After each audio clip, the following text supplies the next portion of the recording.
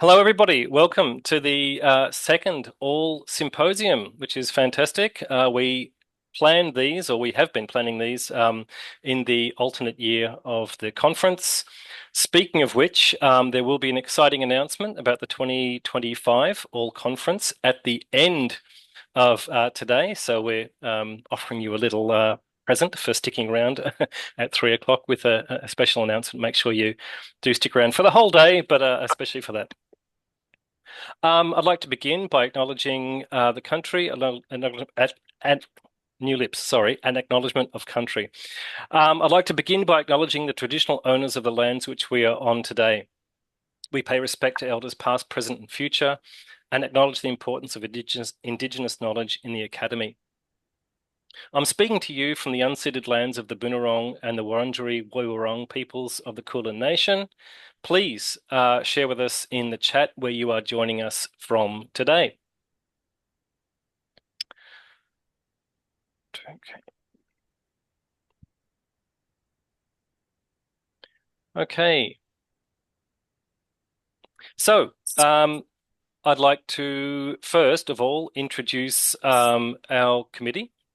So today represents the culmination of a year of PD brought to you by the AALL PD Committee, which consists of myself, Steve Campitelli from the University of Melbourne, Dr. Alex Garcia from the University of Sydney, Susan Gallagher from James Cook University, Alice Lee from Australian Catholic University, and Dr. Huifang Li from the University of New England.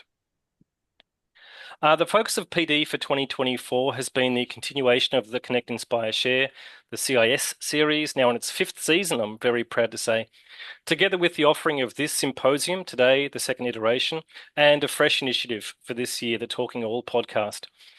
As a result of feedback provided by all members, the committee made some alterations to CIS for 2024.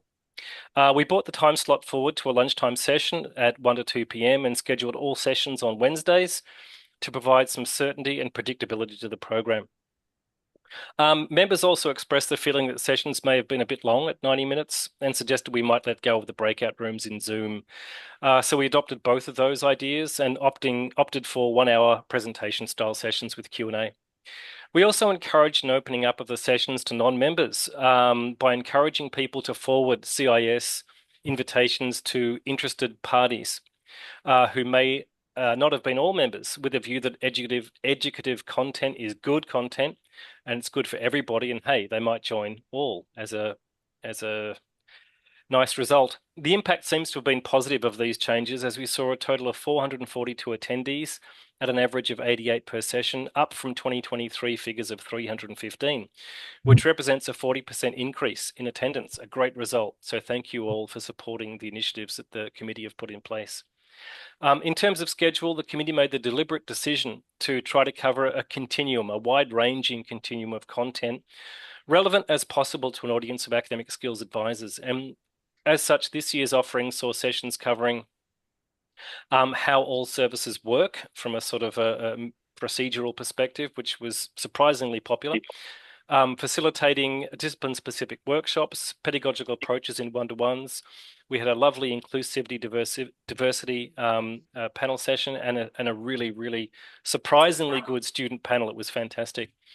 Another initiative this year was that of Talking AALL, a podcast style of presentation showcasing brief chats between a committee member and a guest. The two podcasts so far were with Andrew Kelly, who's going to speak to us in a moment, outlining some of his visions in the role, and Kevin Jones working with ADHD students. We hope to offer more of these next year as we embed that initiative a bit further.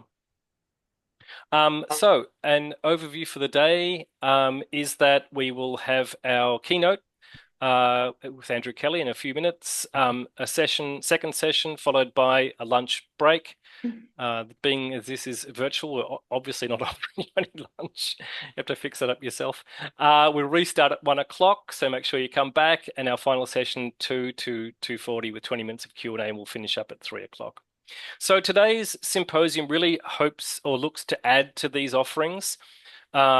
And the sessions, I'm sure you've seen the program, so you know what's coming, but taken all together in its entirety, the symposium, CIS, and the Talking All podcast. I think it sort of shows that AALL is trying to offer an all-embracing collection of themes and topics that are relevant to you. Could we all please put ourselves on mute if you're not talking, because I'm getting a fair bit of feedback through the mic, sorry. So we hope to continue to offer this level of program in 2025, and we look to your continued support, because these sort of things only really work if people obviously show up to them. Just to let you know, we will have Q&A after each session. So do feel free to either hang off to at the end of Q&A, but you can pop your questions in chat, and please keep yourselves on mute. Okay, so enjoy the day. I'd like to now, pardon me, introduce our keynote speaker for the morning, Dr. Andrew Kelly, who is the AALL President. He's also the Manager Learning Support at Edith Cowan University. Andrew is speaking to us on the topic, a vision for academic language learning and education in programmatic assessment. So I'm going to hand over to Andrew with no further ado. Thanks, Steve. Can everyone see my screen? Fabulous. Okay, well, thank you, everyone. It's a pleasure to be here with you today. I chose today's topic, academic language and learning and programmatic assessment, principally because of where TEXA is signalling learning assessment will need to head over the coming years, and this will fundamentally impact all of our work. But underlining this move towards programmatic assessment, however, is the availability and increasing sophistication of AI tools, and that won't be a surprise to you either. These tools, in my view, will significantly reshape the ways in which we support students. There's plenty of opportunities in this space, but also, in my view, I think there's also risks if we don't start to rethink aspects of our work and our practice as a priority. And I'll talk through this a little bit later. So the impact of AI on academic language and learning is therefore a focus point of today's talk. It's driven a lot of the thinking and conversations behind programmatic assessment so far. So I hope today contributes towards a critical dialogue of that, and the dialogue that we have to have in preparation for programmatic assessment and the broader impact AI is likely to have on learning at university. So in such a context, I think it's timely to reflect on where we are now, or perhaps more accurately, where we have been for quite a long time. The ways in which we teach and assess at universities has not changed much for decades. And in 5 years' time, perhaps even sooner, it's likely to look completely different. And by extension, academic language and learning practice will also need to look very different. I'll talk a little bit about what we know so far about where the sector's heading, mainly in relation to learning and assessment. Most critically, I'd like to spend some time unpacking what this all might mean for us in our work day to day. There'll be a big job ahead of us supporting institutions adopting programmatic assessment. There'll be new types of activities and initiatives we should be engaging in. But similarly, there'll be aspects to our roles that, in my view, we need to rethink or at the very least scale back, and I'll explore these too. Last but not least, I hope to leave you with some practical things that you can start engaging with so that we're all prepared for the journey ahead. There may be aspects to what I share today that may challenge your thinking about what academic language and learning is and what it will look like in the future. And I hope that it does. I certainly don't have all the answers, but if nothing else, I hope it starts a conversation about what's critical to our roles that we need to preserve and what we might need to let go of or rethink. So I'd welcome sharing your thoughts in the chat as we go, and hopefully there'll be plenty of time for questions at the end and discussion. So where are we now? Or as I mentioned earlier, perhaps a better question for this context is, where have we been?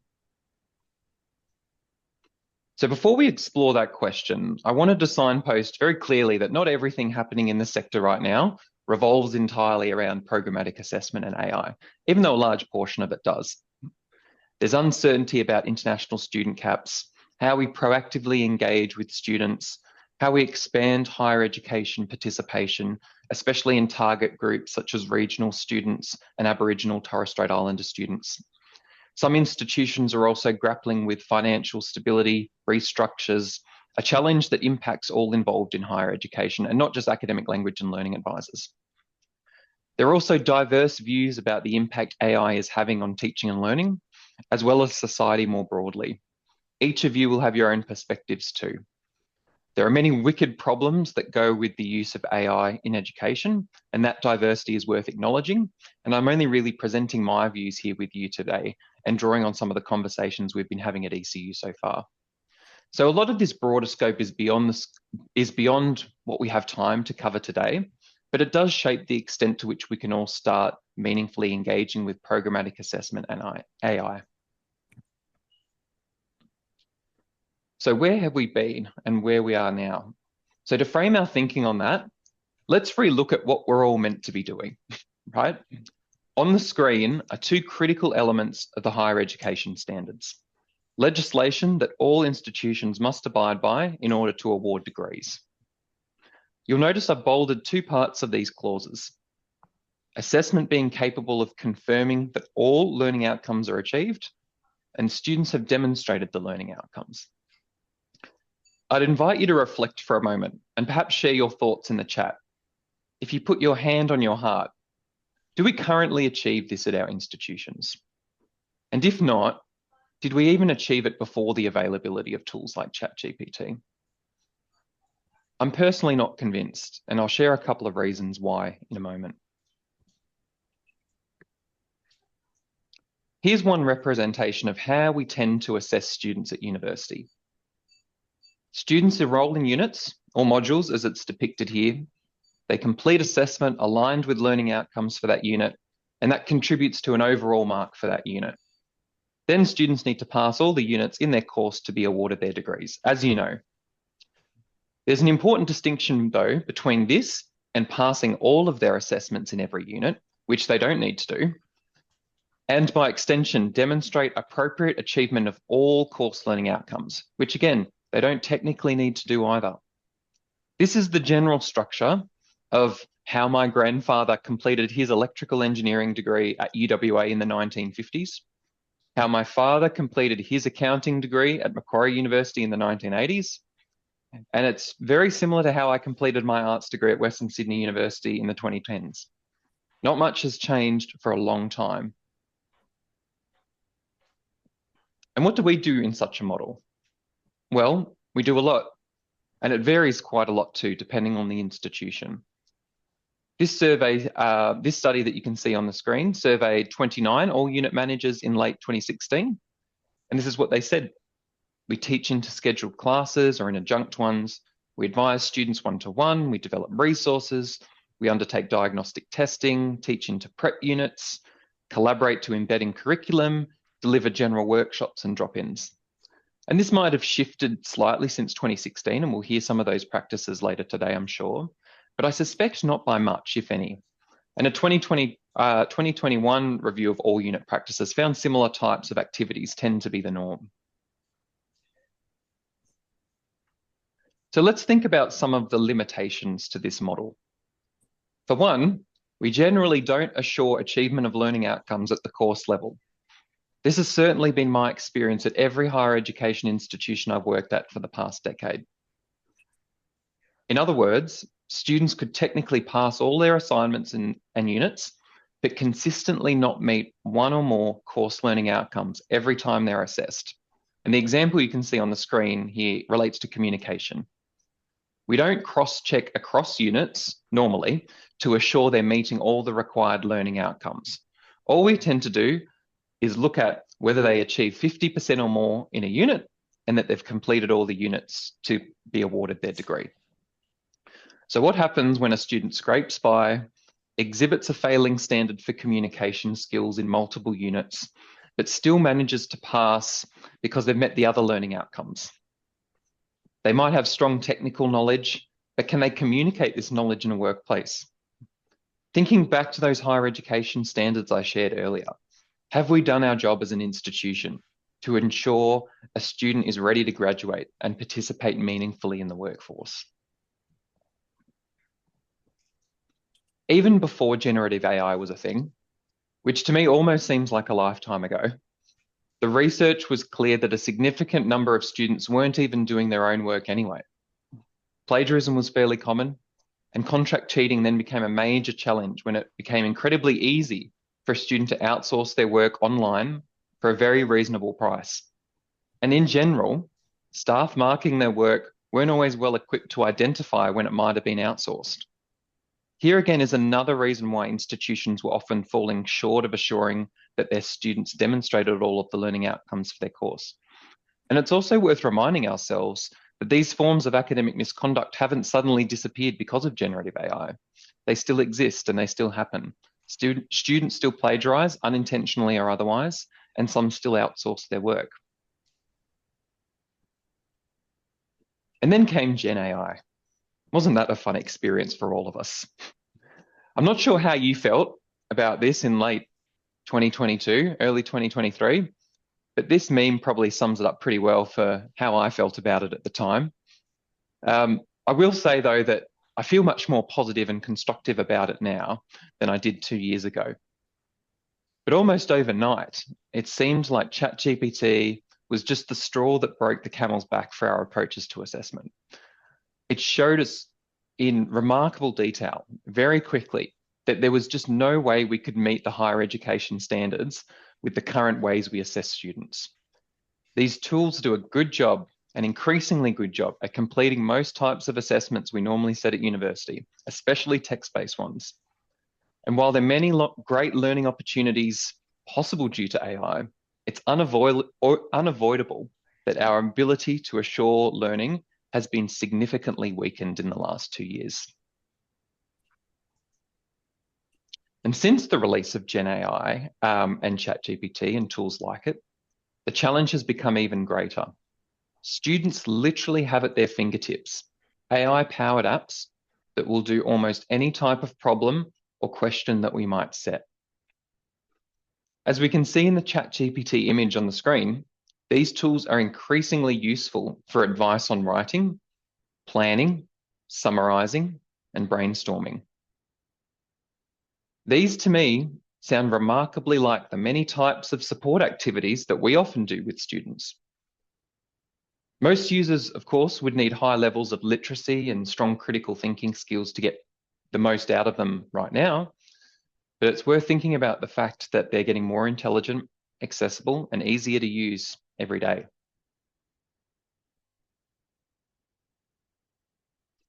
It's also worth reflecting on the fact that a vast majority of our students use AI for study already. We're already behind where we need to be. A recent survey of over 8,000 students at 4 Australian universities found that 83% of students already use AI for their studies, and that's only likely to increase over time. I'd also like to call out a couple of other findings from the data on the screen here. 40% of students used AI when they weren't meant to, and less than a third thought their university was doing enough to give them guidance. Without wanting to overstate the challenge, this is a recipe for disaster if we collectively don't start engaging actively with AI, deeply rethinking the ways in which we teach and assess, and the support that we need to provide to students. In other words, if we are to be effective in our roles as academic language and learning advisors, we need to be experts at the use of AI for learning. The data is very clear on that, and I'll return to this idea later. So I'd like to invite you to reflect as well on this question, a challenging question. Are artificial intelligence models already more capable at supporting our students than we are? A difficult question to grapple with. And of course, the quality of AI support depends on the tool itself and the literacy of the user. But consider the pace of technological advancement. Consider the rates of student AI use already. And also think about what the future state might look like in another 1 to 2 years' time. Some of the recent Texa videos on AI capabilities are eye-opening, especially the ones by Danny Liu. If you haven't watched them yet, make these a priority to watch as soon as possible. AI can already provide quality written and verbal feedback on a document, interpret assessment task instructions, have informal conversations with students about developing their academic preparedness, develop contextualized media-rich learning resources, and be customized for specific industries, institutions, disciplines, and learning contexts. This to me reads very similarly to a list of common responsibilities for an academic language and learning advisor. So if these tools have such capabilities, then what should our role be? So where's the sector heading? Texa has signalled quite clearly that we need to start moving towards programmatic assessment and appropriate integration of AI into learning and assessment practices. The Assessment Reform in the Age of AI document outlined this in its propositions and has recently been reinforced by the release of the subsequent document, Gen AI Strategies for Australian Higher Education Emerging Practice. This document summarises some of the initiatives universities have undertaken to date in response to AI, drawn largely from Texa's request for information from providers mid-year. Both documents are essential reads in my view. I'd encourage you to prioritise reading both of them if you haven't had a chance to already. In such an environment, focusing on the process of learning rather than the product will be critical.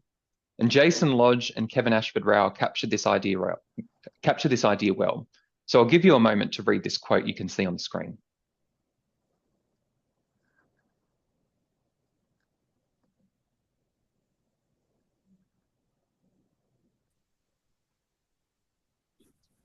So in short, the key idea here is that we used to infer, or arguably still do, infer learnings occurred when students submit tasks like essays. We can't be sure of this anymore because AI can complete these tasks. And even before then, students could still submit work completed by contract cheaters. This is why we need models of assessment that look at the learning process rather than the production of artifacts. So what might programmatic assessment look like? It's been mainly used to date in the medical and health disciplines, but we're starting to gather more insights into how it might look in other disciplinary contexts. The two images from this Bartman and Quinlan paper capture some of the key elements well. Low stakes tasks with one data point, such as a written reflection, will focus on feedback, whereas higher stakes tasks that look at multiple data points, which could incorporate reflections, a portfolio, presentations, class observations, will inform a holistic decision about student progress. Notice how this model is different to the one that I shared earlier. As the diagram on the right shows, progress decisions are made at the course level, not the unit level, and it's based on multiple data points.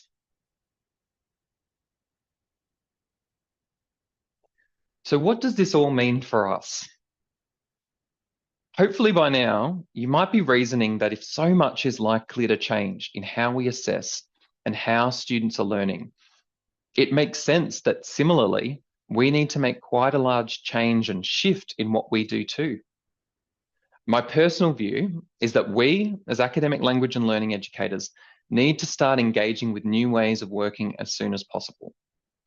There's a risk that if we don't engage soon, decision makers may view AI as a more cost-effective and scalable way to provide academic language and learning support.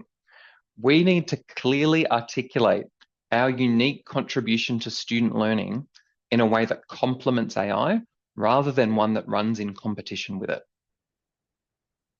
So to start our thinking about what that might look like, I want to share my ideas with you all today. We'll need to prioritize new focus areas and learning topics in a programmatic assessment environment.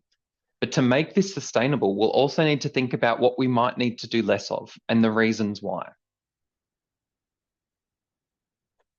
So to prioritise staff and student support with adopting and succeeding with programmatic assessment, we need enough time to do that. This means we need to let some things go. We might need to rethink our approach and/or scale back how much time we dedicate to different tasks in student support. We need to think about aspects of these support that are already available via AI, as well as where the data and evidence isn't strong to justify continued investment in time and energy. For today, I've picked 3 things that I'd like to explore with you. The first one's individual consultations. The second one's generic study skills and programs. And the next is embedding in curriculum on behalf of staff. And I'll explain what I mean by this last term shortly. 3 activities I would preface that we provide here at ECU, but we're currently rethinking what these look like and how much of these types of activities we really should be delivering to best support our students. So you might be asking yourself, why have I singled out individual consultations as an aspect to our role in academic language and learning that may need rethinking? Surely individual human connection is now more important than ever, and finding someone to talk to. Human connection will definitely remain important, and I'm certainly not suggesting that we don't support students at all individually. Some student learning support needs won't be easily met by other means. But I do think, as a profession, we need to significantly scale back how much time and energy we prioritise it as a key aspect of our role. And I say that with mixed feelings. I've always enjoyed working with students individually and the job satisfaction that goes with seeing a student really learn and appreciate your advice. I've seen the value of that firsthand, both from myself as a professional and also the benefit for those students that choose to come to an appointment. To some extent, I wanted to focus on individual consultations because it almost seems to be a definitional aspect to our profession. Multiple studies refer to it as the most important part of academic language and learning work. Some of all unit activities suggest that almost every university provides individual consultations. There's even an upcoming special issue in our journal that focuses on individual consultations. The centrality of individual consultations to all practice is undeniable. But, however, we must contend with the reality in which we're currently working. The first reality is that AI is getting very good at providing individual advice. With the right inputs, it gives great feedback on a writing draft, great strategies for planning and preparing tasks, and being a successful student. This support is available free, 24/7, in any location with internet access. All-based consultations will always be limited in its scalability because it is individual support by definition. It means we can only support a limited number of students, and we don't always reach the students that are most in need of this support anyway. The cost for an advisor to deliver consultations is much higher than if individual support was provided by AI or if students engaged in other forms of group and peer learning activities. These are the types of factors that university decision makers think about, especially when costing out a project to implement significant changes to curriculum across an institution. It's also worth thinking about the data that we do have. In my experience and research so far, the consultation data tends to include staff reflections about the impact of the consultation and measure student satisfaction rather than academic impact. And that's largely because isolating the impact of an individual consultation on academic impact is very difficult because many factors contribute to student success. And the data that I've seen tends to be correlative rather than causative, which is also a challenge. So what does this mean? Well, I'd suggest in your teams at your institutions, start thinking about the quantity of consultations that make sense to be providing. Could consultations prioritize only target cohorts or students most in need of support somehow? Could there be other types of student support functions that you do instead if you were delivering fewer consultations individually?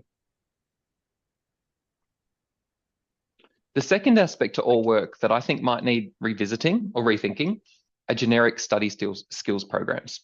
And what I mean by this is foundation level workshops and general preparedness programs that give decontextualized advice on how to be a successful student, how to complete an assignment, and how to communicate academically. Why focus here? Well, the 2021 review that I mentioned earlier of all unit activities, so that was by Ashton Hay, Barthel, and Mueller, also reported that 86% of institutions deliver generalized workshops and seminars. Another big area in which we spend collectively lots of time delivering support to our students.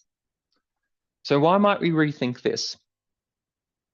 Well, there's no strong data published that these types of activities are demonstrably effective. It is a key reason why I'm sure many of us always attempt to contextualize our support and our resources to the disciplines in which we are advising. This is a core part of how we attempt to embed in curriculum. Generic advice just doesn't seem to be anywhere near as effective as discipline specific, and we've known this for quite some time. So if we don't have strong data about programs like these having a positive impact on academic performance, then why do we do them? Is it because we've always done them? Is it because their actual value is not necessarily in academic preparedness and success, but in building confidence and a sense of belonging for new students at university? Not unimportant things. It's also worth thinking about AI's role in providing generic aspects of study support. Tips and tricks for being a successful student and preparing for success can certainly be complemented by the use of AI tools at the very least.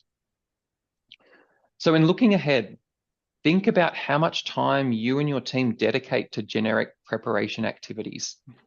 How many general academic skills workshops and preparation should we deliver if we know the evidence isn't especially strong that they're effective?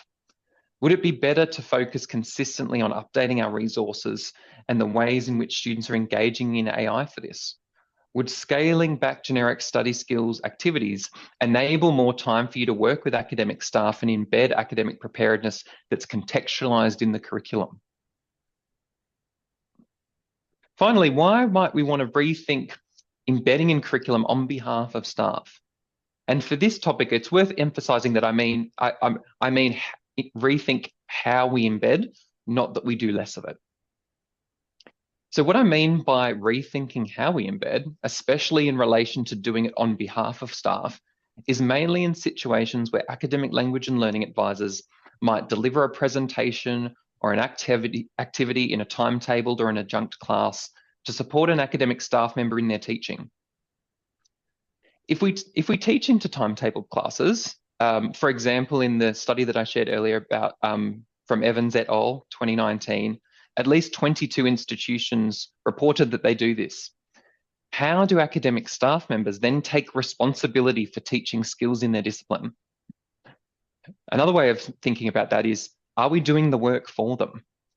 If we embed in a timetabled class, how do we measure impact if students aren't making a choice to attend and we can't control for whether they even pay attention? These activities can be helpful for students, at least the ones that we hope pay attention and learn something. But does this risk creating a paradigm where academics outsource the responsibility to teaching academic literacies to educators like us? And should that really be the case? So part of the challenge, I think, is that there doesn't also seem to be a consistent definition of what embedding in curriculum actually constitutes. What do we mean by this? Is it teaching or co-teaching in scheduled classes? Is it designing unit-specific resources? Is it advising on assessment and learning activities? Or is it one or all of these things? And if so, which one should we prioritize? For a more scalable and impactful approach, upskilling staff is my suggested priority in the ways in which we embed. In other words, we are providing advice and professional learning for staff in how they actually do this. In other words, scaffold the task, give good feedback on academic communication, for example. McNaught et al. Referred to this approach as the gradual handover of responsibility from learning advisors to academics in the development of academic literacies in a disciplinary context. Okay, and now for some of the exciting parts. Here are some of the things that I think we should do more of and why. Leverage AI for resource development, develop AI literacy, deliver professional learning for educators, facilitate more peer-to-peer learning opportunities, and evidence our impact. In the interest of time, I don't think we'll be able to explore everything here, but I'll unpack some of these things in a bit more detail.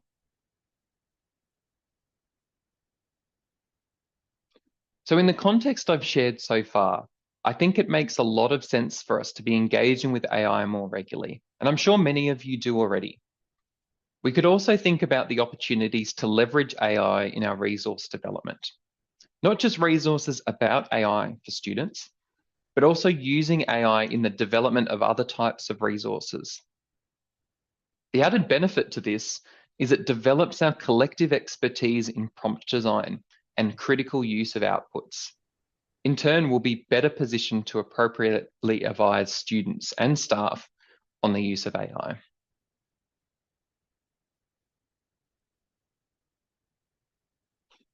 This relates to another point, the extent to which we should be using AI in our work. And I understand there's diverse views on this. I understand why many want to take a cautious approach, and the reasons make sense. There are plenty of ethical, privacy, and moral considerations to this. The reality, though, from my perspective, for learning advisors, is that we can't properly advise students on learning if we aren't engaged with AI. Reflect on the fact that the data suggests 83% of students use AI already, and it's probably already higher since that survey was conducted. So consider, are we well placed to advise students on how to communicate academically and how to learn if we're not experts in the tool that they're using for study all the time?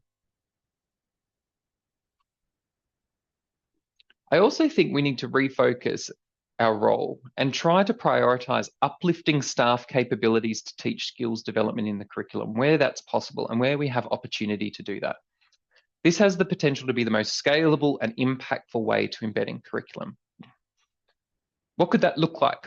Well, it could be guiding staff on how they teach students to self-regulate, how they understand and action feedback, and that could come through resources for staff, delivery of workshops, the delivery of micro-credentials, for example. It could also be in the provision of advice on course design and learning activities that relate to academic skills development. I'm sure many of you do this already, but we'll certainly need to do more of it. And academic language learning advisors are well placed to support the design of these types of programs for staff that enhance teaching capabilities in these areas. So I'd encourage you to look for opportunities to partner with academic developers and other third space professionals in this. We also need to reflect on how learning through peers is an essential component to a high quality student experience. And this was the case even before AI. Many of you already work indirectly or directly with student peer leaders at your institutions, I'm sure. And some of you might be more excited than others about the idea of students providing more academic learning support to other students. Peers don't usually have the qualifications and experience in higher education that academic language and learning advisors do, for example. But think about the fact that almost all of us, I suspect, didn't study in a programmatic environment. Similarly, the vast majority of us probably wouldn't have studied at a time like this, when AI was freely available and almost every student was using it. So who then has the lived expertise and experience that students will need most for advice? Is it us? Or is it a combination of us with other students that have been successful in using AI appropriately for their studies so far? So programs like peer-assisted study sessions, learning buddies, peer learning advisor services, they still need oversight. We need to recruit students, train them, quality assure them, coordinate that program with academics, and then report on their success. This is a really important role that academic language and learning advisors can play in the future, and it's a role that AI can't do well at all. In thinking about the role of peer learning, let's also consider some of the data that we have available. On the screen that you can see here is an aggregated summary of commencing undergraduate student feedback about their learning experience in the latest Quilt SES data. So it includes student feedback from all of your institutions. You can access your institution's individual data on the Quilt website if you're interested. Data like this, to me, tells us broadly what we already tend to do well and where we could contribute to the biggest uplift in student experience. And to me, the focus point is very clear from this. If academic language and learning teams expanded and started new peer programs, either in curriculum or alongside it, and got large numbers of students to have a positive experience with it, how impactful could that be to both the student experience and the value proposition to our work? Again, AI cannot facilitate peer learning well at all, at least for the foreseeable future, but we can. What I've found quite alarming as well is that while our profession continually advocates for embedding academic literacies in the curriculum as best practice, there's not a strong evidence base out there in the literature to support this approach. We need data and literature to support our practice, and I hope that you can start to be a part of building this. Here's the latest review of the literature we have available that I could find. A systematic literature review by Bassett and McNaught, published this year, exposed this gap. And I'll give you a quick moment to read this extract from the article.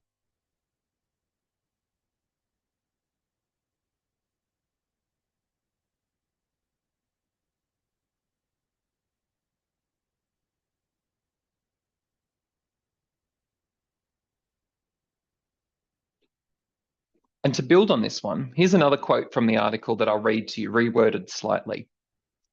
Far more evidence related to the contribution of teaching to changes in academic performance is needed.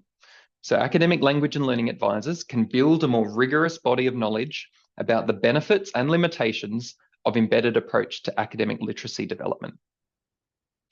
So even if you and your teams are in professional roles, you still need to advocate for or implement even a small amount of time for scholarly investigations into your practice.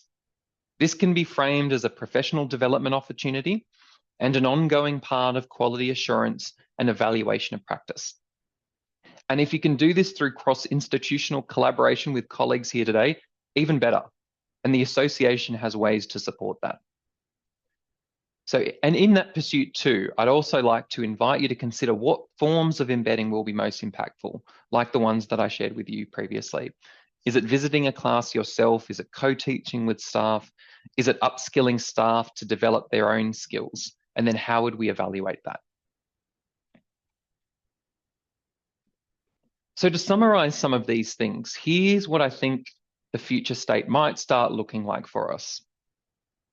In addition to where we might head, we need to think about what we might need to scale back or let go. So why move away from individual advice, assignment writing support, and general study skills? Well, we know that AI can already do it and do it pretty well. Why move away from embedding in class? Well, because it limits staff to build their own capabilities and take ownership of teaching skills development. It's also not as scalable as teaching staff, developing the capabilities of staff to teach and scaffold skills development. So to that end, that's why professional learning for educators will be important. Many staff might need support with helping students learn more independently and understanding feedback. There'll be critical elements to a successful approach to programmatic assessment. And we're well placed to advise on this. We've got the expertise. We need to be experts in AI for learning. A large majority of students are already using it, so we need to provide appropriate advice on effective use. We also need to create more space for peer learning opportunities. Programs like PASS, peer learning advisors, and learning buddies can make a huge difference to how students succeed academically. And again, AI can't do this well, at least for the foreseeable future, but academic language and learning advisors can. With AI evolving at such a rapid pace, Sooner rather than later, I'm sure your institutions will start enacting aspects of the guidance documents TEXA has published on programmatic assessment. So I'd like to end with some practical things that you can start doing now to be prepared for some of the challenges that face us ahead. The first is to learn more about programmatic assessment. You need to be able to speak the language of teaching and learning as it starts to shift. Where do you start with that? Well, the Bartman and Quinlan paper that I've shared, I think is a great start. It's really accessible. It's only 10 pages long. It gives you a really great overview of what programmatic assessment might look like. Watch Danny Liu's videos that have been supported by TEXA on AI, if you haven't already. These will change your perspective about the reality of assuring learning in the current environment or lack thereof. Use AI more regularly, and of course, always critically. Try different tools. Understand what they do well and what they don't. Our students use them all the time, and they're looking for guidance on what's okay and what's not okay. Academic language and learning advisors should be key contributors to that support, if not leading that student support entirely. And also think about how AI can be used to integrate it into your resources. For example, a resource that you might have on skim reading an academic article may need to consider how AI could be used for developing a summary of the key points, because it can do that within seconds. And what about if you lead a team? Well, when there's an opportunity to ask for funding, staffing, or resourcing, pitch a peer learning program. They make a big difference to the student experience. They're cost-effective, and they give students opportunities to develop employment skills. And if needed, include in that request an academic language and learning advisor in the funding brief to facilitate the program and coordinate it. Explore ways your team can collaborate with other third space staff, such as librarians and educational designers. They'll be facing similar challenges, and collaboration usually produces better outcomes and supports a whole of institution approach. Dedicate time, even a small amount of time, to undertaking a research project on the impact of your embedding on academic performance, not perception or satisfaction, if possible. We need more evidence in the literature that points towards the benefits of embedding in curriculum. This can and should happen even if staff are in professional roles. It's a professional development opportunity and can form part of ongoing quality assurance evaluations. Finally, I genuinely invite you with your teams to think about which aspects of student support work make less sense to provide in an AI-dominated world. AI provides many new opportunities for us to support student learning, but it also means some aspects of our role may need to shift, so we are working alongside AI tools rather than in competition with them. So to conclude, I acknowledge that parts of the picture I've painted today are challenging, even confronting. There's likely to be a big change in how we work soon. The work that you do each day might look quite different this time next year or the year after. But there will be an important role that we can and should play in this challenging landscape if we're agile enough. For example, here's DALL-E's depiction of our future state. I asked it to visualize how learning at university, what learning at university would look like in 5 years' time. And the prompt explanation to this image I got was, here's an image depicting the future of learning at universities over the next 5 years, highlighting advanced technologies like holographic displays, VR, AI, and collaborative robots in a modern, inclusive educational setting. Personally, I don't know what DALL-E thought was especially inclusive about this image, for one. It doesn't look like it to me. It also looks very isolating, with students disengaged from one another. So while it is amazing to me that we now live in a world where computers can generate images like this so quickly from just one sentence, these images also demonstrate AI's own shortcomings, at least for the foreseeable future. Students will need advice on using AI if it dominates their experience of learning at university, Staff will need to know how to create active learning experience that still develop skills like critical thinking in their teaching. And we need programs that will bring students together with one another for learning. This is where I think the future state of academic language and learning practice should and will need to be, and where we can make the biggest positive impact for our students. Thank you. Thank you very much, Andrew. A really thought-provoking, challenging, and as you said yourself, confronting keynote. But I think no one would disagree that we need to be challenged. We need to be confronted because we're living in an era of unbelievable flux. It always seems to be the way, doesn't it? So particularly in this era right now. Everybody, we have 5 minutes for questions. I haven't noticed a lot of questions a lot of chat in the chat. Not a lot of questions in the chat. Does anybody have any questions that they'd like to pose to Andrew? I'd probably prefer to have them on chat because I might miss the raised hand, although I'm happy to hear from people. I might ask one myself, Andrew. Sure. Some part of this which I've thought a lot about is our reliance not only exam-based assessment, but on written assessments, which are great, and showing evidence of knowledge. Do you ever see, particularly in the era where things like the ungrading movement has started to take root, where we're spending less thought on allocating of distinctions and passes and whatever. Do you ever see some sort of, and I'm not talking about practical assessments here, like becoming a doctor and having to administer a needle properly, or being a concert musician having to show that you are competent. I'm talking about knowledge-based things where we just move away entirely from traditional assessments. Yeah, it's certainly some of the conversations we're having here at ECU as we're preparing our transformation in our curriculum and assessment approaches.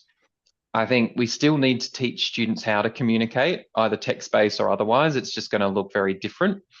I think we probably have over-relied on text-based assessment in general at universities for quite a long time. And there's an opportunity now with programmatic assessment to rethink how we do that. But there's costs attached to that. And there's also a cultural shift that has to happen, because some of the feedback that we've got from students here at ECU so far, when we started to ask them these questions, it was difficult for students to comprehend and think about an environment where they weren't getting a grade, for example. We've sort of set up a system where students are very laser focused on assessment and laser focused on the actual mark that they get, the number. So moving that dial will be a bit of a challenge, but also for academic staff too, to think less about the number and the grade, but whether or not they've actually achieved the learning outcome at its core that we want to have students achieve, and how we record that. So that will be one of the challenges, I think, as we move forward, bringing both staff and students along in rethinking different ways that they might demonstrate the achievement of a learning outcome, whether it's text-based or otherwise, or whether it's exam-based or otherwise. Yeah, I couldn't agree more. And if you're in Victoria, that probably starts in the VCE space, to be honest. Yeah, absolutely obsessed with marks. The other thought I'd share in relation to that just is worth thinking about. So at ECU, we're starting to map out what our curriculum transformation journey is going to look like. And it will take a few years to bring the whole institution through a process like that. But by 2027, 2028, that's 5 to 6 years since the introduction of ChatGPT. By then, students that come into university by that time will have had a whole high school learning experience exposed to AI. Yeah. They'll be much more adept and have that experience in their secondary schooling. So what does that mean for us? We need to be able to be prepared for that reality as well. When students have had many years of experience, appropriately or otherwise, in their high schooling, coming into university. Yeah. Okay, we've got a few questions in chat. Unfortunately, we'll probably only have time for one, maybe two. Sure. Andrew, Adam asks, do you have any sources for the proven effectiveness of AI in the individual consultation space? As a regular user of software and a researcher about its capabilities, I've seen little evidence that AI can meaningfully replace one-to-one advice. My sense is that AI is only as useful as the quality of the user and the inputs that it provides. So if you give it crap, it gives you crap back, to be blunt. So I don't think it fundamentally changes the quality of individual consultation advice overnight. It may for some students that already have high literacy skills. For example, I've used AI tools for feedback on my own writing and found it really, really helpful. But I'd have a different skill set that a commencing student would have. So I don't think it's something that changes dramatically overnight. And as I mentioned in the presentation, AI is not going to meet all student needs, but it will meet an increasingly large number of student needs at a more cost-effective, in a more cost-effective way. Okay. So there might need to be a balance there, I guess. Sure. I certainly hope there's jobs for us years to come. I work at a university which is particularly slow at turning around, so I think we've got jobs for a while yet. Can you all join me in giving a virtual or real, not an AI clap, to Andrew for a really fantastic keynote? I really enjoyed listening to that. I'm going to pause the recording now. So, would you like to click record? Okay, welcome everybody to session 2 of this morning. This session today focuses on how our peers are currently using different EdTech and Gen AI tools to enhance their practice and to maximize student learning and engagement. So we're going to listen to Renee Shibuya, Jane McGettigan, and Justin Park. Each will speak for about 12 to 15 minutes, and there'll be time for some questions at the end.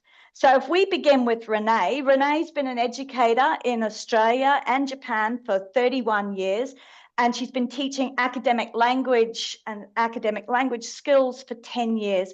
She's currently a language teacher on English for academic communication courses at UQ. And a fun fact about Jane is that she's a volunteer interior designer. Renee, excuse me. Using goods, used goods. So there you go. Renee is going to talk to us about WordWall. Great. Hi, everybody. It's a pleasure to be here today and share with you. So as Sue said, we at UQ College, we provide workshops for different disciplines across the university, helping learners with their academic skills and language. And I'd like to share with you some practical activities that I use in these workshops. So why do I use WordWall, or why did I choose WordWall? It's simple to create and use. It's easy to change templates or activities.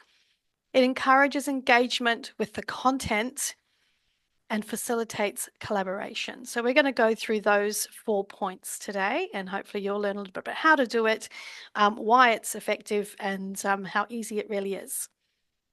So what is WordWall? I'm sure some of you here are WordWall pros and use it all the time. That's great. And some of you may have never heard of it. I hope there's a little bit of something for everybody today. So just starting off, WordWall is an online tool for creating classroom activities. And this is the front of their webpage where if you search for it. Signing up is so easy. You only need an email and a password. It does not ask for any personal information, doesn't collect any data. So once you sign up and click sign up, you'll go straight into your first template and it will start saving everything for you in your activities folder. With the free account, you get 18 templates or activities that you can use, and this is more than enough.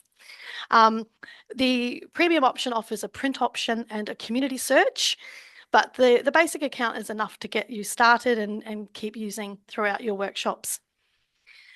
One of the best features of WordWall is that you can use it anywhere, anytime. Laptop, phone, tablet, it doesn't matter what device you have, you can open it and use it with just a simple link. I find that using Wordwall in classes has really helped with online workshops when students were trying to talk about different essay types or essay features. Just sitting by themselves at home in an online class really was quite isolating for them. So Wordwall gives them that opportunity to collaborate together and create a discussion around what they're learning. In face-to-face workshops, I found it very effective with both domestic and international students. And I'll show you some examples of what I do with that as well.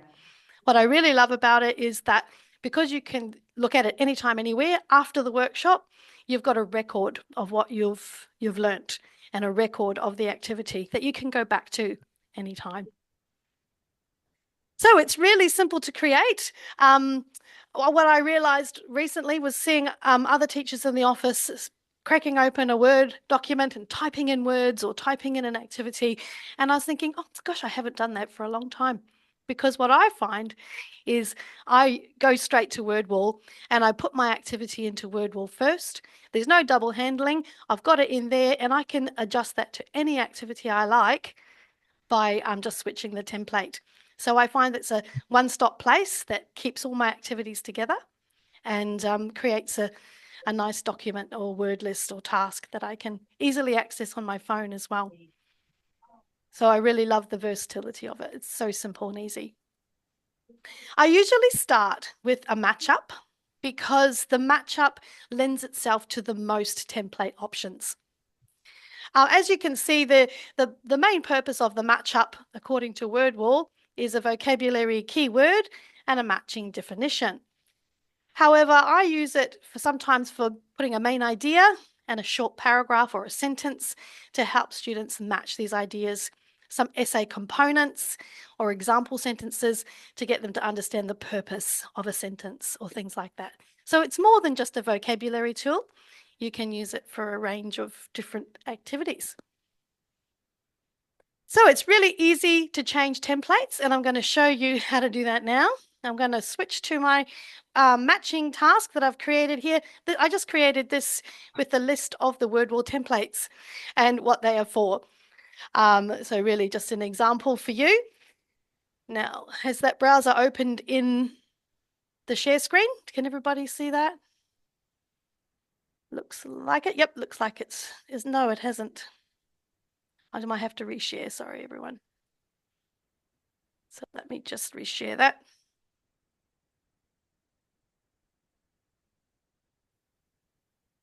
Now, that's opened up in the web page for you. Okay, so when students click on it, I'll need to reshare my sound. Sorry, just a moment. Great. They just basically drag the boxes over to where they think I'm obviously not reading it at the moment. And what I love about it is that they can just check their answers immediately.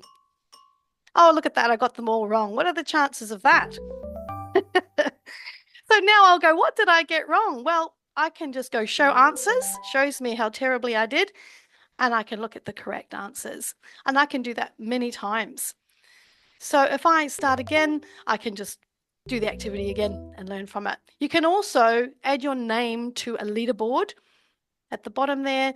Sue's done this one. Thanks, Sue. I can see who's done these activities and I can ask my class just to write their name in, not as a purpose of ranking, but just rather that they're completing the activities if I need to know that information. So changing templates, you'll see here on the right-hand side, it says switch template. This is where you get all these options from the matchup. So let's say, oh, I want to do a good word search. So I'll just click word search and here we go, just like that. Oh, that's a bit boring. It's black and white. I'm a very visual learner. So I like to add a little bit of an underwater scene to mine, and you can just click on some other visual that you might like. And there we go. We've got our lovely aquarium while I relaxingly click on words like crossword and match that up to somewhere in here. I can't find it immediately. Oh, I got it wrong. Okay. So you can see that it's quite engaged, active to use. So students can also switch templates. If you log in, you'll be able to do that as well. You can set the template. I love that template. Let's set that as the default. So now every time you click on the link, which I will give you to have a play, here we go. We publish that and we copy that and we put that in our chat. And you should all have access now to that word wall. I can also share a QR code really easily like that for students on their phones, which is the easiest way to do it in a live class if you're not online. So that's the main features of the word wall. If I go here, let me reshare. Stop sharing. Remember, it used to be easier than this. Okay, we're back to the PowerPoint. So that's how I easily start a word wall and then change templates. Now, another purpose for word wall is to just encourage engagement with the content. So students often, if they get a static sheet or a worksheet, you know, they might do it, they might not do it, they might not know how to do it. The word wall gives them that task from the get-go, where they have a really clear, easy task to do. That's guided well by this technology. So this is an example of a labeled diagram. So this is not a match-up start. I've gone straight to a labeled diagram. I've put in a photo of an introduction and a conclusion to a short test type essay that our students might write. And they just have to match up these parts of the essay. And I really love to do this type of activity in my EAC workshops as well. I often do workshops where there are certain stations that I'll put up and students can come in freely in a set amount of time and they'll go through the tasks themselves by scanning QR codes. And I notice that they get really engaged with this type of activity. And it's not changing screens, is it? I don't know why it's not doing that today. It's okay. I'll just go back to this one. Okay, so they get really engaged with this, and I'll notice they'll really think about the purpose of each sentence as they go through, and then they'll go, oh, is that the thesis statement? Oh, no, hold on, I think that's the thesis statement. Oh, and they'll discuss about what they think about the essay. To edit the content, you just go to edit, and you'll see here that this is actually a picture. These labels are on the side here, and we can just place these points at any part of the diagram or picture that we've put in there. So I find that quite easy. When you, at the end of this session, I'll give you a Padlet that you can access that has all of these examples on it. So you can go in and play as well. If you log in, you'll be able to edit content. It will automatically copy it to your activity bank. So you'll be able to access that yourself. It'll just call it copy of whatever it is you've edited content with. That's the easiest way to duplicate things. So back to one more activity.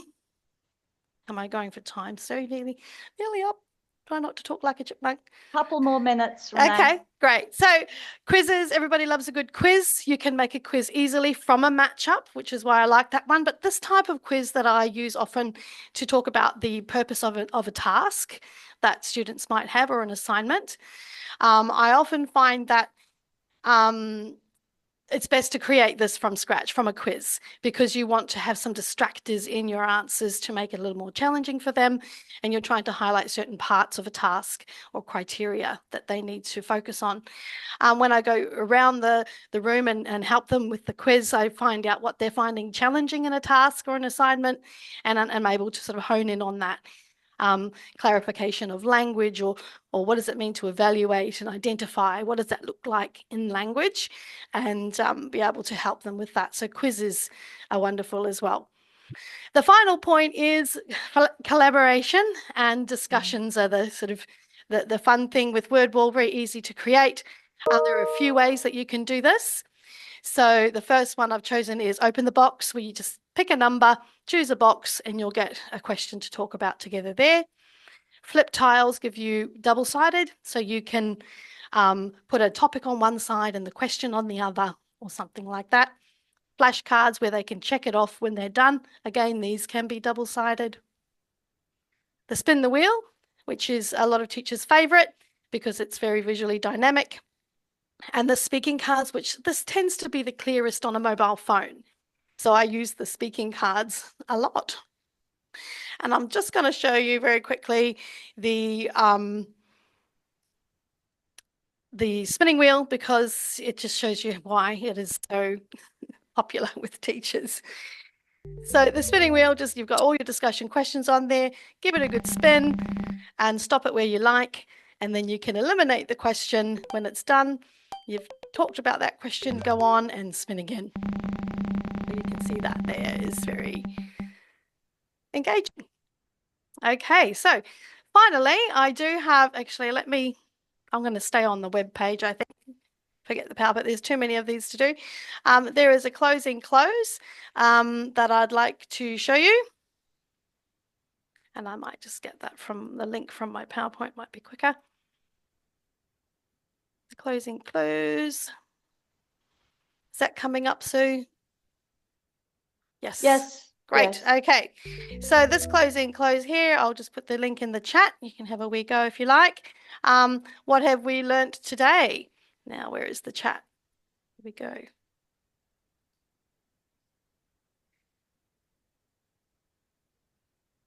Okay. Put a few distractors in there. Look, there's a few easy ones like banana. In this PD, I've demonstrated how to use word wall, not only to banana and practice new vocabulary, but also to et cetera, et cetera. So you can have a play through that.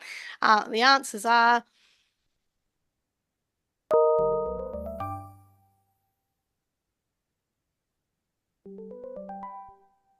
record and practice new vocabulary, but also to maximize participation and engagement.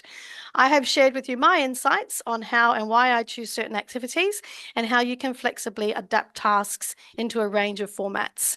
I hope there's something you can take away and use in your workshops. Thanks. Thank you so much, Renee. That was really useful.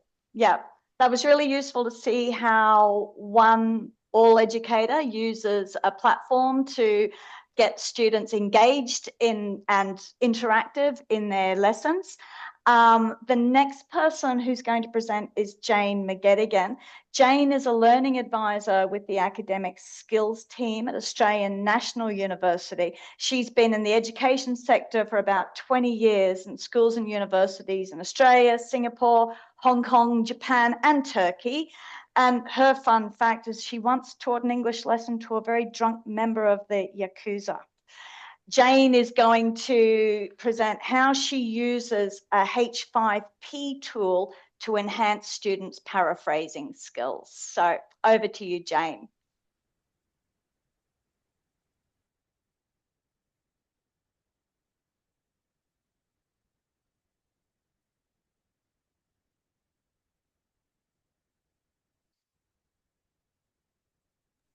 You're muted, Jane.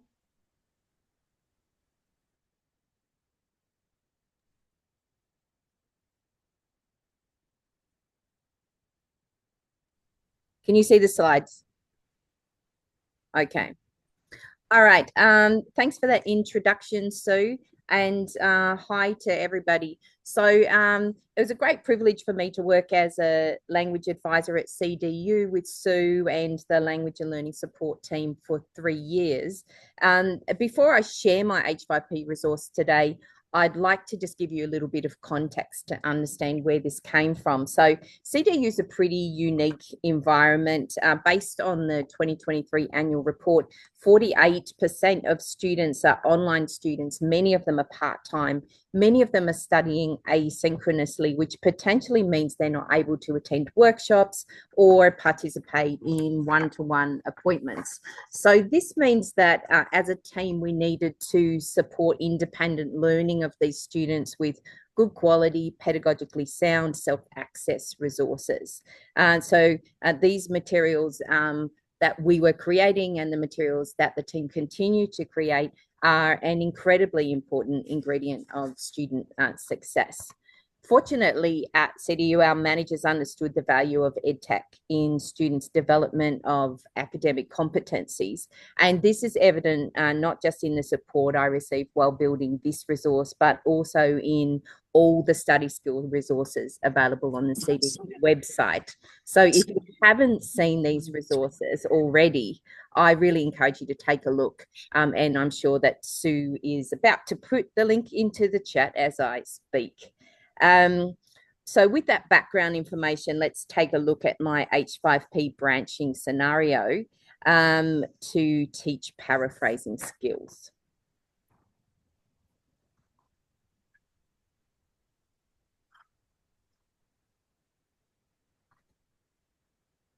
Give me 1 second here. Okay.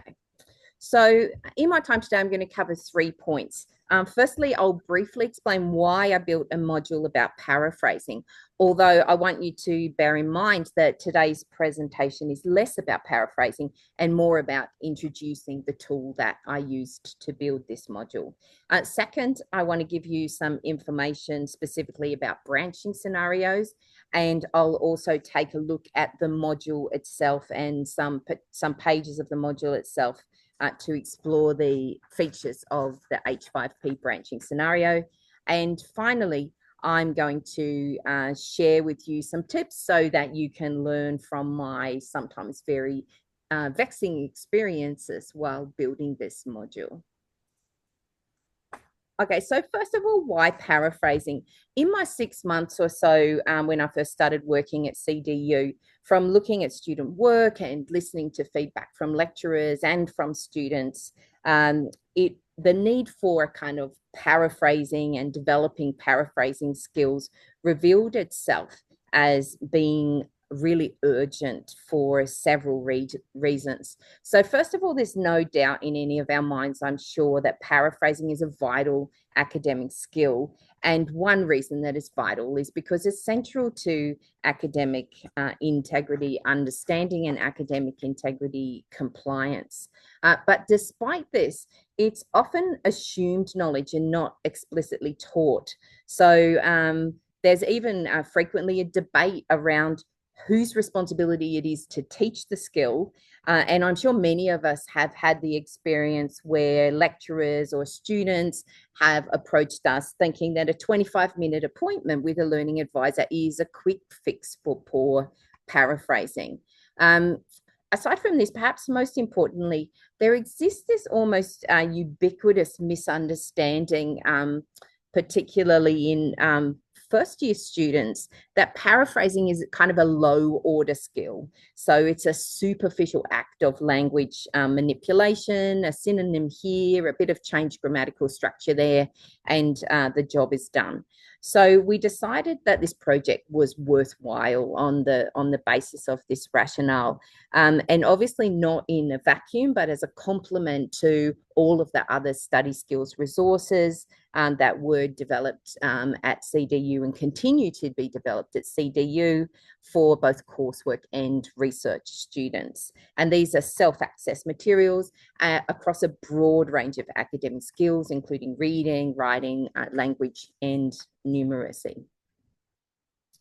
So part of my job here today is to sell the benefits of the H5P branching scenario. So I'd like next to consider why I chose this specific tool.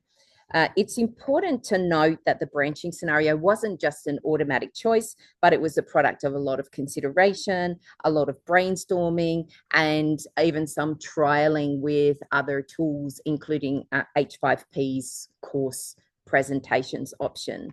But here is kind of a selection of the criteria that helped me to decide that branching scenarios were the best way to go. So first of all, self-access materials need to be engaging, and the H5P branching scenario really allowed a great deal of interactivity and a really kind of wide variety of activity tasks. Activity types. Next, one of my aims was to help students think about the individual skills that are required to really build solid paraphrasing skills. And so for this reason, I wanted a tool that was modular, and the branching scenario really lent itself to this. Closely related, the branching scenario allowed a scaffolded approach so that students could build skills incrementally, and keeping in mind that students' knowledge was spread across quite a broad spectrum. The branching scenario also allowed flexibility, so for confident students to find a reasonably fast path through the module, while students with less confidence could select a slower path with more practice. And finally, this H5P option really allowed us to build in hyperlinks to connect students to the other relevant services and resources that CDU had on offer. Before we look at a user view of the module, this is a quick screenshot that shows a very, very small part of the back end of the branching scenario, in case you're not familiar with what the branching scenario looks like. So it's basically a giant tree diagram. So a student answers a question, and if they give a particular answer, they go down one path of the branching scenario. If they answer in another way, they go down a different path of the branching scenario, and loops are built into the branches so that students can be directed anywhere within this giant tree diagram based on their answers and what their answers reveal about their needs. Okay, so let's have a look at some of the pages from the module to see what it looks like in action. In order to do this, I just need to quickly share a different screen, so please bear with me.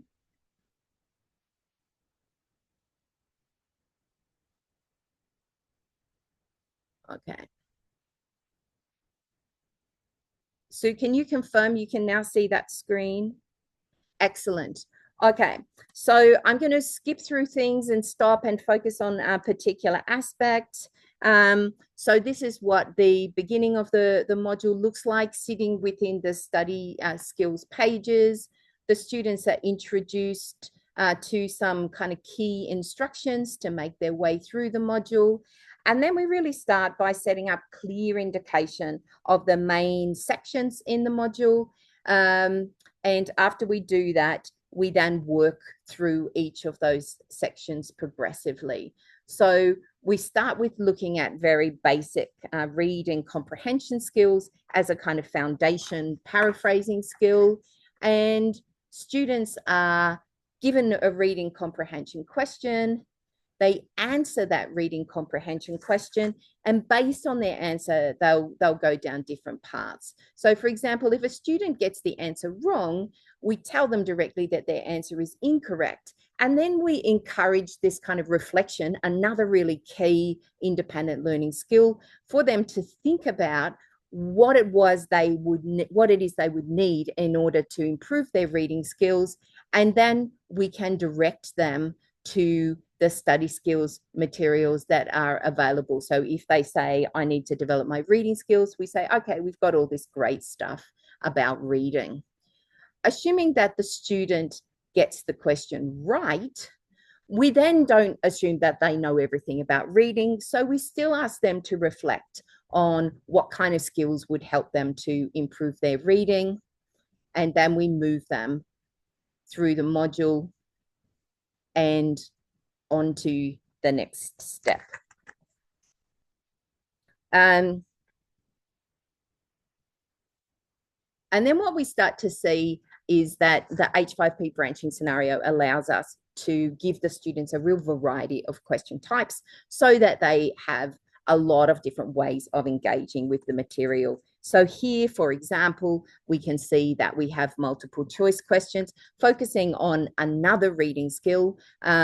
In this particular question, the reading passage is, or the excerpts from the reading passage are the same every time, but we ask students to think about what they might need to use and paraphrase depending on the focus of their own study or their own research. We then move through, again, another selection of language skills that are important. So we have a drag and drop activity that helps the students think about, in the context of paraphrasing, many students have learned, oh, I need to use synonyms rather than the words that I've been given. So we really ask them to reflect on what kind of words can be changed and what kind of words can't be changed. And we do that in this drag and drop context. We then move to the real guts of paraphrasing, which is getting students to express information or ideas in their own words. And in this section, we have a really kind of great opportunity for a variety of ways for students to interact with the materials. So we have, for example, hotspot activities.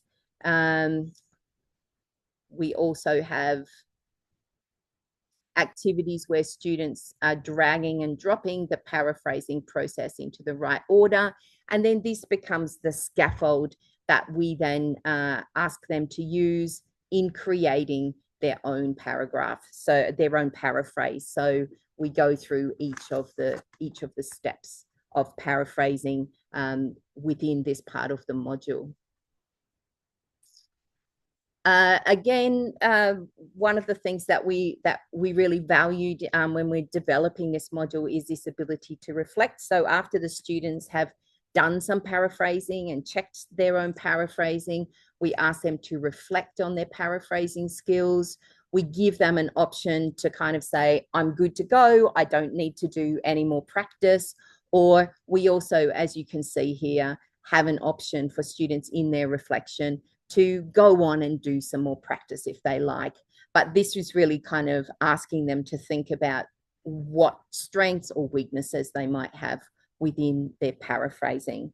And of course, finally, we end up by making sure that we incorporate the idea of the importance of citation in paraphrasing, and we link the students directly through after a quiz to the library's LibGuide and information about referencing and the importance of referencing and different referencing styles. Okay. Sue, how much time do I have remaining?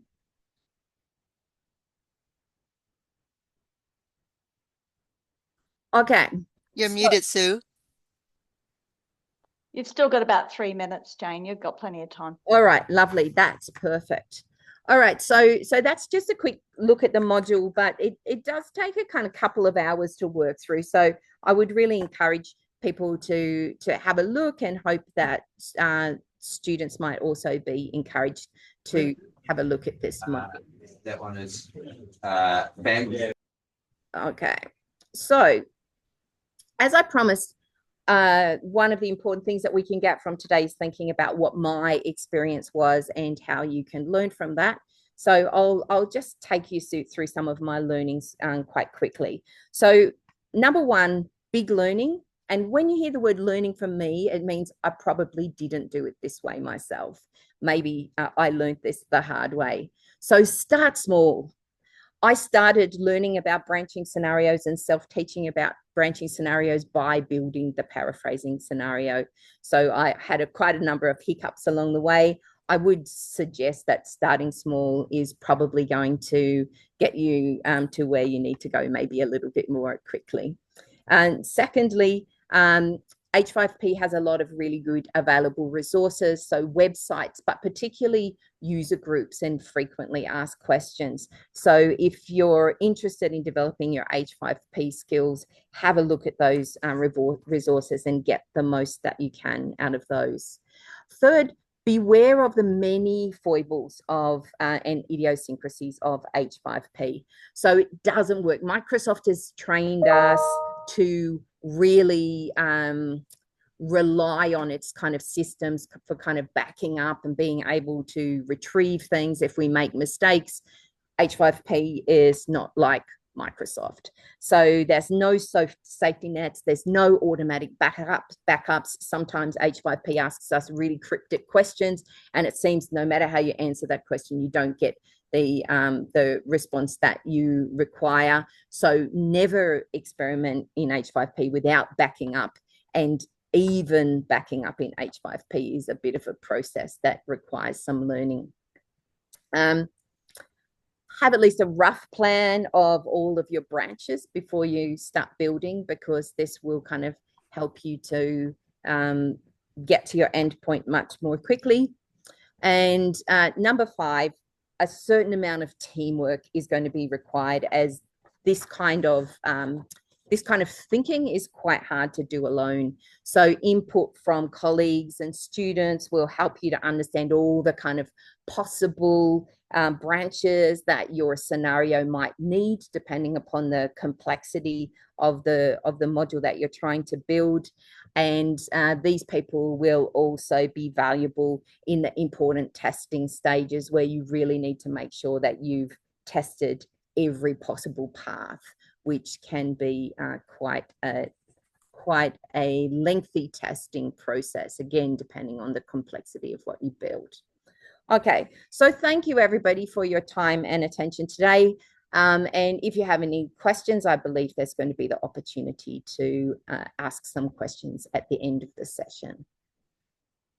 Thank you so much, Jane. That was really, really useful. And I'm seeing quite a lot of discussion going on in chat, and different questions about Gen AI tools, about different earlier versions, and using Miro for mapping branches. So great to see that happening. The next presenter is Justin Park, who's going to talk about how he uses Gen AI tools to create his learning resources. So Justin is a learning strategist with the academic skills team at the University of Melbourne. He's originally from the US, where he worked in a range of different university writing centers teaching composition. Justin's fun fact is, despite the fact he has a PhD and multiple masters, he never finished high school. So there you go. Okay, over to you, Justin. Thank you. Thank you, Sue. Thank you for that great introduction. Let me just try sharing my screen again. Can everyone see my screen okay? Yep. Fantastic. Okay, so I also really just want to acknowledge Renee and Jane. Your presentations were fantastic. I really got a lot out of that. I hadn't really seen WordWall before, so that is exciting. And the H5P, which I do have some familiarity with, looked also really excellent with that branching scenario. Just a little bit of context setting. Even though I'm going to be talking about Gen AI and the creation of learning resources, this isn't so much of a how-to presentation, as is, I think, A, 12 minutes, 15 minutes is a little short for that, but B, there are lots of resources out there and lots of different tools already available to sort of explore these kinds of things. And as we already see in the chat, people are mentioning that some H5P, for example, has its own AI that can help you develop resources. So what my presentation more is on is looking at and sort of investigating kind of an idea for a framework for governing how we use AI in the creation of learning resources. And I'll take you through a bit of an actual case study or thing that I'm going through trying to develop a learning resource. So this is more about thinking why we use these tools, what are the benefits, as well as some of the risks and dangers, and how do we sort of talk about that for ourselves? Because we have plenty of frameworks for students.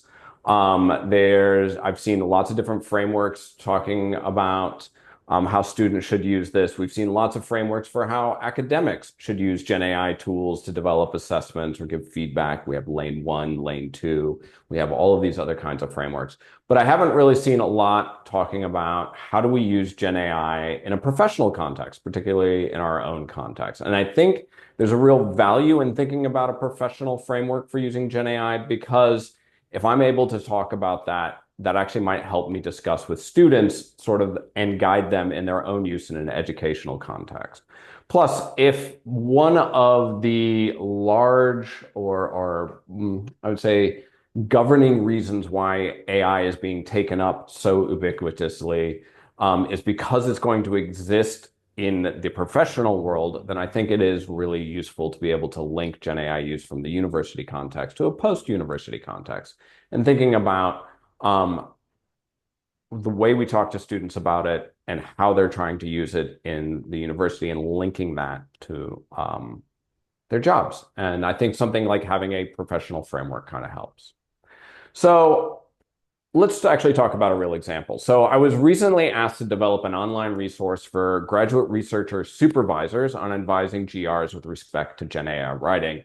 I was asked to include a summary of the University of Melbourne policy around this, as well as advice for writing with Gen AI to graduate researchers. And they said, hey, can you do this in about 3 weeks? And I was like, wow, that's a really quick turnaround because I have other things that I have on my plate. And developing a whole module like this in this short amount of time is actually a lot of pressure. So I'm thinking to myself, can Gen AI help? Probably. Can I use it? Well, certainly. I mean, it's there. I have no restrictions on my use of Gen AI. But what do I use Gen AI for?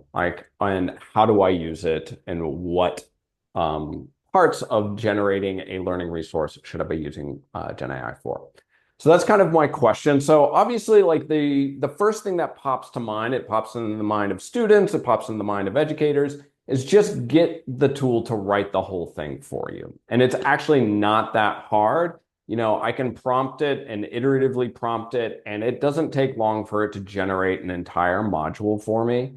And a lot of text. Now, obviously, I would use something like this. I would edit it. I would do a lot of my own kind of rewriting of it and checking. But this is one way that we see Gen AI being used, both in tool and in developing resources, but also obviously our students as well. And I would call this broadly just offloading, right? It is taking whatever task it is and offloading it onto the tool. And I take on the role of an editor. I take on the role of an evaluator. But when we're doing offloading, something that comes to my mind, at least, is thinking about sort of ethics, right? What are the ethics of having the work actually outsourced to a tool or another person? And when I started thinking about that, I started asking myself, what policies or frameworks are going to govern this? So if I want to start guiding and thinking about my professional use of this tool, especially if I'm just going to offload stuff to it, what are the things that I need to be thinking with?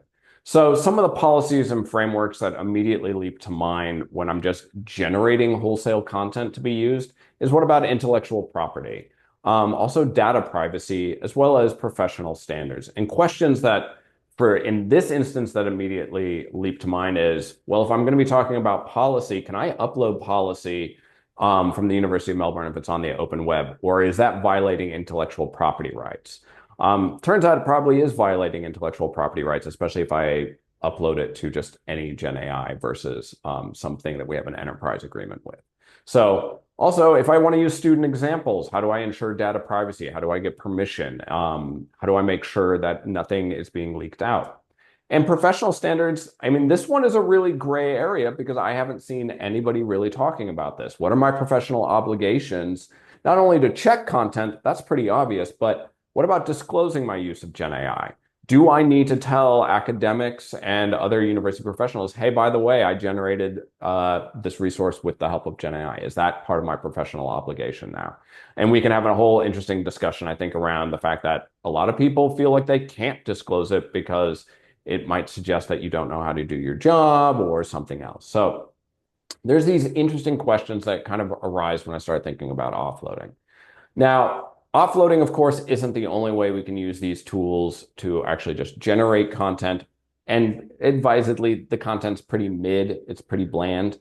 But we can also use these tools to sort of try to generate ideas, to generate different perspectives, different expression. So here I'm trying to get it to actually come up with new ways of thinking about the underpinning issues of using Gen AI as a graduate researcher. So I'm trying to prompt it to help me think about new ways of either talking about something or organizing information. So here it came up with some actually fairly useful things, about over-reliance, the risk being unoriginal research topics, lack of contextual understanding when using these tools, and misrepresenting specialist knowledge. Things that are actually kind of valuable in the space of thinking about GRs, Gen AI, and writing, graduate researchers and writing in this space. So not unhelpful. And then this is actually something I would put into the bucket what I call enhancement, right? So this is more about knowledge and capabilities and thinking about, okay, how does these tools actually extend my knowledge or capabilities in relationship to whatever I'm trying to develop. And this is kind of has a governing question about what do I want to know or do. In other words, this is kind of where do I keep control of content, not only, but also the development, but the cognitive work that goes into this. Where am I keeping that control, and what am I using the tool to help me kind of improve or have more options than I normally would? So when I think about capabilities in this particular instance, I want to know about Gen AI in the GR context. I actually want that knowledge. I don't want to just offload that to the tool, have it produce it, and then I just do a bit of an edit and slap it out there. And I want to be able to effectively communicate that knowledge, which means that if a supervisor comes up to me and goes, hey, what should I know? I don't want to have to go, oh, I have a paper somewhere that I can send you. I want to be able to actually talk to it in the moment. So these are things that I want to keep for myself, and I can use the tool as a way to sort of help me do that or to enhance those kinds of things. So really, basically, what I'm sort of thinking about is these two kinds of buckets. They're just sort of broad categories, offloading and enhancement. Give me ways to think about what I can do and what I can't do or won't do with the tool. So really, if I'm thinking inside of what I want to know and what I want to effectively communicate, then it's pretty clear to me that I can use this tool for ideation and brainstorming, providing examples or case studies, because actually Gen AI is pretty darn good at that if I wanted to produce some examples. And also creating expressions, analogies, and metaphors. If you ever play around with these tools and get them to come up with like 5 different analogies for whatever it is, it can actually be quite fun. It gets it wrong sometimes, but they can be quite creative and quite interesting. But what I don't want it to do, and what I need to be able to be in control of when I'm actually working with this tool, is I need to be able to effectively communicate the content, right? And that means I'm not just offloading content development. I want to do that kind of work myself and just use the tool to kind of enhance it. Same thing, I want to be able to evaluate the AI capabilities and affordances as I'm using it. This is sort of Gen AI literacy through play, right? Go out, play with this tool, try to get it to build something, try to use it as a building partner. And you're going to automatically generate some of that AI literacy, because you're going to see where it's strong, where it's weak, how it works with you, or how it kind of tries to take over in some instances. And then I also need to be able to communicate my use of Gen AI to any of the stakeholders or any of my partners or colleagues involved in the creation of these resources or on the receiving end of these resources. Because I want to be able to be forthright and be like, this is what I did, this is what the tool did. Because for me, that's a bit of professional integrity. So really, I just want to offer these as a provocation to thinking about a framework for our own professional use, but it's also a way of thinking about how do we talk to students about their use of Gen AI. We cannot control how they're going to use Gen AI, but we can give them some really good ideas about ways to evaluate their use of Gen AI and ways to reflect on it. Now, of course, this is very crude. This is just a simple binary. It's clearly much more of a spectrum. We all would recognize that. I think that there are ways you could look at either of the examples of just having it produce a module that I edit could actually be thought of as in terms of enhancement, and even just doing something simple as ideation and brainstorming can be thought of as offloading. I think the point isn't whether any particular instance falls clearly in one category or another, but rather thinking across the spectrum of both these categories really gives us a way to sort of navigate our own use and navigate a discussion with students. So, I realize Renee and Jane gave us amazing examples of actual resources that are going to create engagement. I've gone a little bit off the beaten path here and offered instead a bit of a framework for thinking about Gen AI tools in the professional context. But I do believe it is a place for us to start, and it's a place for us to begin playing with these tools as we build actually is our content and our resources, whether that's in a workshop or whether that's online, because I feel like these tools, one of the best ways to learn anything about these tools isn't to take a course, it's to go and play with them, and try to develop these resources. Yeah, so that is pretty much all I got. I realize I think I'm under time, so hopefully that gives us a little extra time for Q&A. Thank you all again. Very much appreciated it. Looking forward to hearing your questions, and hopefully this was useful. Okay, thank you so much to Renee, Jane, and Justin for sharing their practice with everybody here today.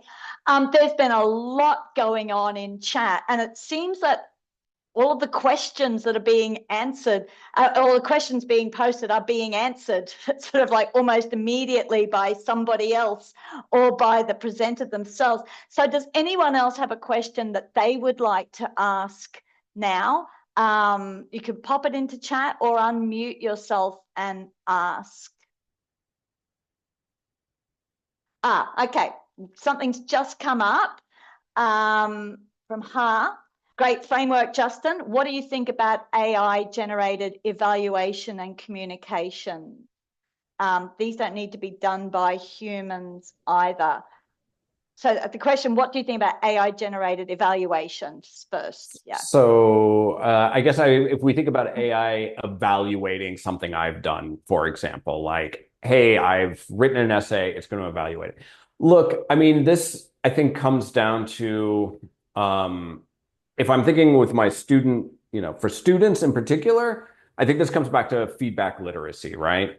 And all of these tools and what they produce, I think we really need to equip our students with a kind of ability to critically evaluate what it's doing. So, oh, it's giving me feedback.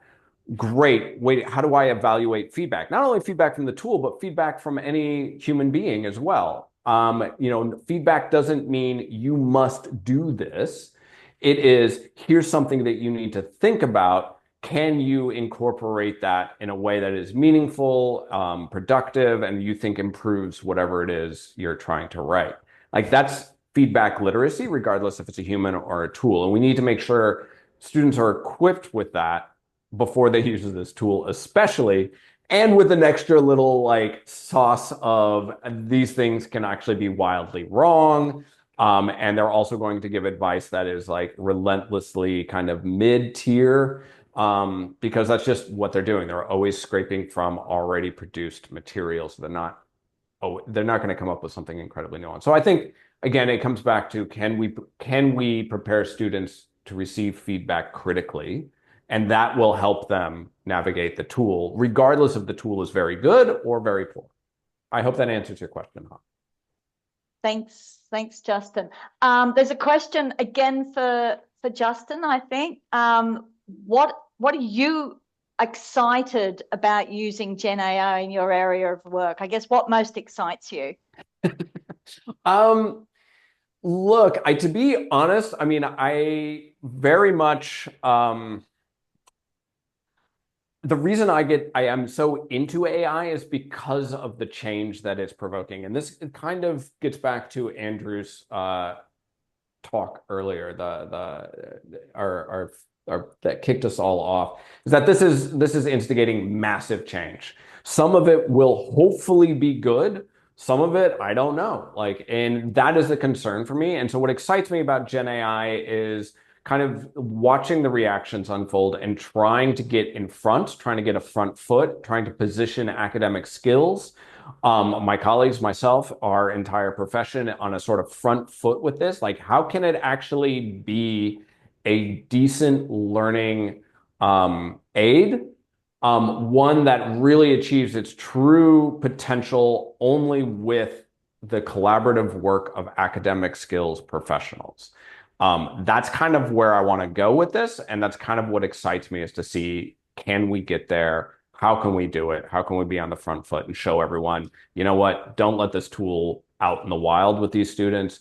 You really want the students to learn how to learn with us so they can learn how best to use this tool and what its limitations are. Okay, Are there any other questions for any of our three presenters today? Oh, it looks like everyone wants to go to lunch early. So I would like to, once again, to thank our three presenters. We've had three very different looks at how our peers are using tools in different ways to maximize student learning. Thank you so much for all three of you for giving up your time today. We are now on a break. The symposium will continue at 1 o'clock if you're on daylight savings time. So 1 o'clock, and which we will come back to a panel discussion being run by Alice Lee on online learning development. So thank you very much to all of you.